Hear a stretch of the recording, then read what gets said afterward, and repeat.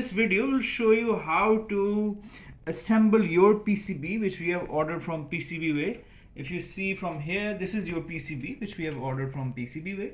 It is using all of these different components which we have ordered online from AliExpress. But for our demonstration purposes, we will be using my PCB. It is using nearly all of the same components which your PCB is using, but the placement is slightly different. So you have to keep that in mind. Okay. So now, first of all, I will tell you how to start this. So first of all, what you will need is some paper tape, cutters, pliers, and that's what you need, and a soldering station basically. So now the first step, what we do is we assemble the ESP32 controller onto the PCB. For your case, it is over here. Okay, these four lines which you see over here. For my case, it is this lines over here. So what we do, we place this female to male header pins and we place it down over here like this, and like this, also like this, and like this. Once that's placed, we would apply a bit of paper tape over it so that once you flip it over, it doesn't fall out. And you see these pins which are protruding from the surface. What we'll do is we'll solder each of these pins over here so that it attaches firmly to our PCB. But keep in mind that you have to use some form of tape or adhesive on the opposite side so that whenever you flip it over, it will hold its position. Once you do that, then we have to solder our ESP32 with male to male pins similar to this. From your order, we are using these male to male header pins. So for your ESP32, you would have to cut them and attach them over here so that we can solder them accordingly. So for example, for your case, you can imagine that this is not soldered. So what I will do, I will just check the line, how many lines there are for this. And once I have determined the line length of the header pins or the required header pins, I would then cut this. It's very easy to cut this. You just like chop, and that's it. Cut. You manage to cut it. So then we place it again. We check if anything is extra. Yes, we can see one more is extra. We just cut this over here, and that's it. Then we place these header pins right into this ESP32 slot. Okay, so we make 4 more of these, and once that's done, we will place the empty ESP32 over here, and then we will solder only the top part of the ESP32. So the end result will look like this. If you can see, it will look exactly like this. And after that's done, when all of these header pins are also attached to the PCB, your ESP32 would mount very easily on the ESP32 on the PCB. So just give me a sec, I'll show you.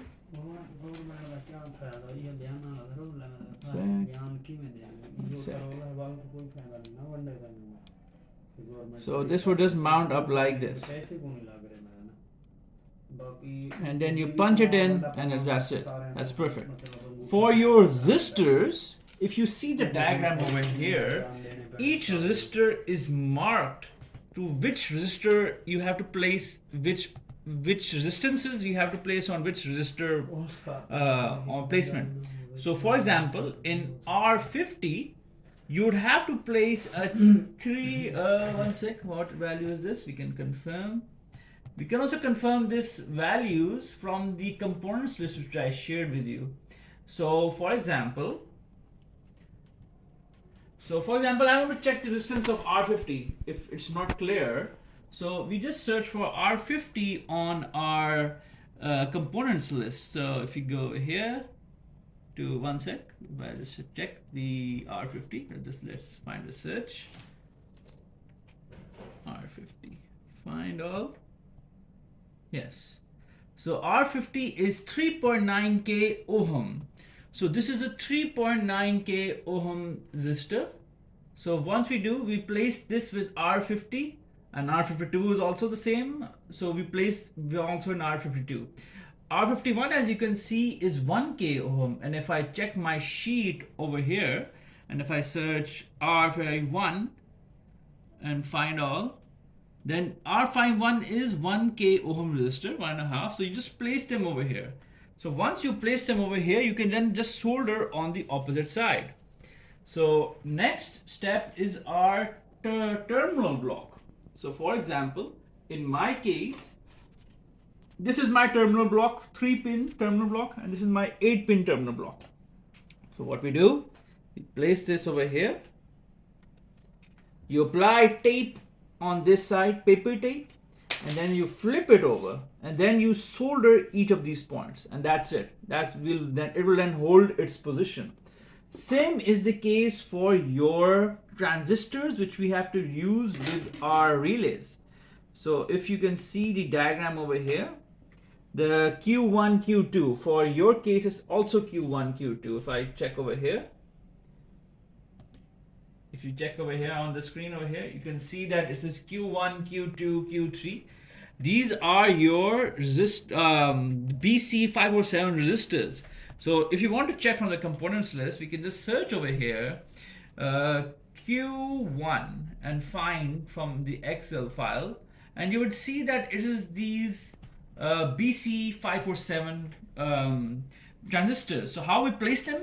We basically turn the middle pin a bit to the back, flip it back a bit like this, so that it's like three facing the opposite side, and then we just place it in between.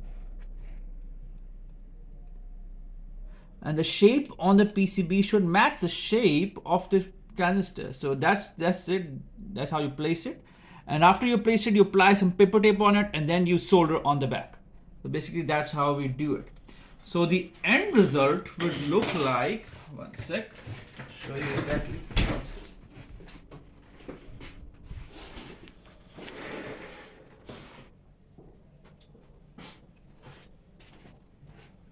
So this is what it would look like after you assemble everything together. If you can see, my ESP32 is mounted like this. This is another board which I am producing over here. These are the header pins which you have attached firmly using a soldering pin. So once you solder this, you can easily attach this ESP32 on top so that it's a plug and play. The next is your this is your relays. Your resistors and your transistors would be mounted like this. For example, for our case for PC857, I'll show you one sec, which is attaching over here, which is U2 on the U2 term point. So if I search U2 on my Excel file and I find that, then you can see that it is this PC817C. So this component is this one over here. One sec. Yes, it's this one over here, which is mounted on top right over here. That's the one. So basically what you do is place this PC817C right on top of it, and then just move back and then solder it accordingly. Okay, so that's how you basically do it. But 2 points you have to note, which is only for these power modules.